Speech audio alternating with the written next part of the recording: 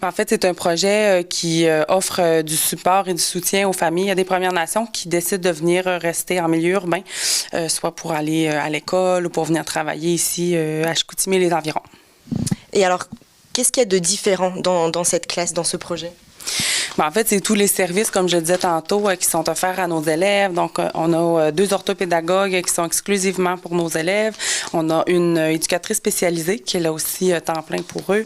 On a 3 classes qui sont exclusivement pour les élèves des Premières Nations. Donc, les objectifs, en fait, c'est d'acquérir des connaissances tout en étant fiers de leur identité et aussi pour qu'ils soient fiers d'être eux-mêmes dans un milieu scolaire où ce que parfois, il y a des endroits où ce que les jeunes sont moins fiers de dire qu'ils sont Inuits, qu'ils sont Atikamekw, etc. Et ça fait combien de temps que le programme existe et combien d'élèves sont passés depuis? En fait, le projet existe depuis 2016. Avant, il était appelé le projet Chiwedan, qui était situé à Lorconnard. À partir de, l'année d'après, le projet est venu ici à l'École des 80.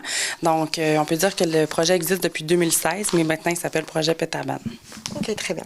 Et quels sont les impacts que ce projet peut avoir et sur les enfants autochtones qui viennent ici et sur les autres enfants aussi?